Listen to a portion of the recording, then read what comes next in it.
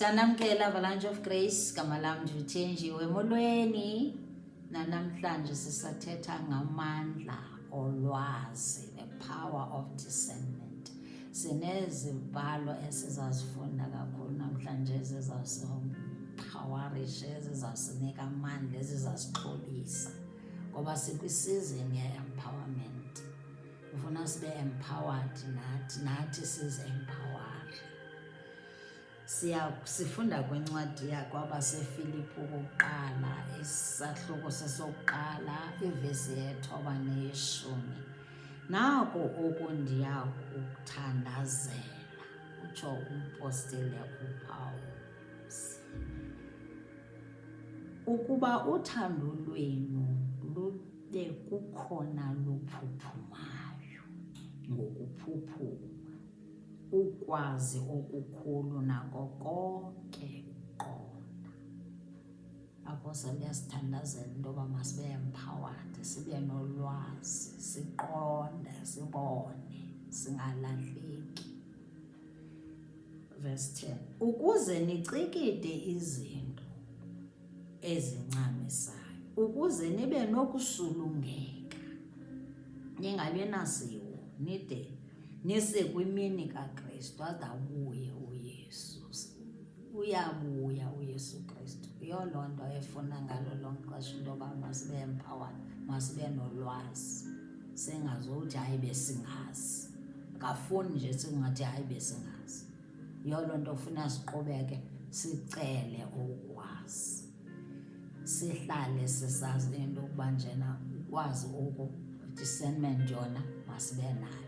Sibonile uYehova esebenzisa uAaron noMoses, just ordinary people, just like me and you, to do extraordinary miracles.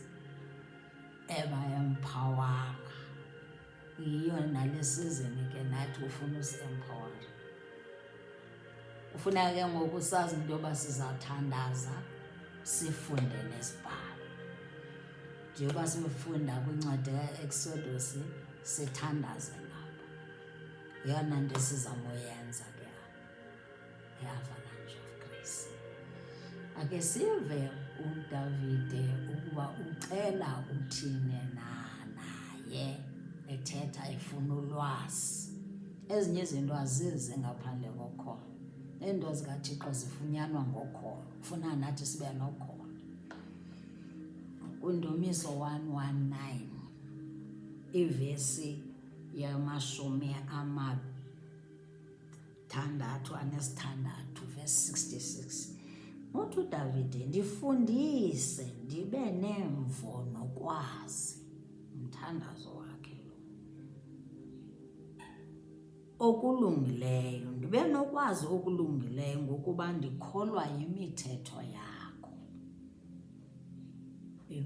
Ndumiso 119 again, sifunde ivesi ye-125, 125, verse 125.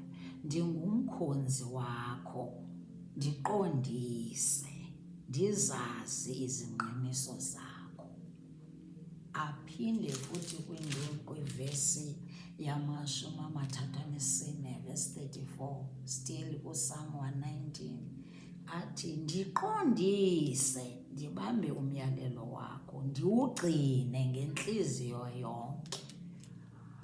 Imiyalelo uYehova asinika yona, the empowerment, the wisdom esiyifunayo kule season, kwezi end times, sifuna ngenhliziyo zethu zonke, sifuna ukuzigcina imithetho yakhe, sifuna ukwazi imithetho yakhe. Andazi wena apha ekhaya mhlawumbe uthi hayi thina sikakabi ready.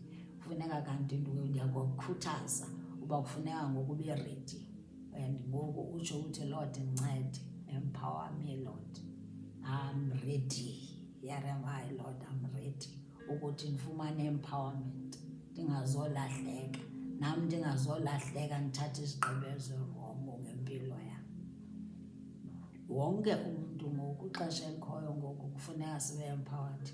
Singathi hayi asisafuni, nabayana bamkeleyo kufuna siba empower bakwenzela ukuthi babone apha kuthi into yoba hayibona aba nabo bawuyifumene ulwazi, uyawuva nabo uyabakhuthaza, uyaba-empowera, ufuna ukuthi basebenzisa.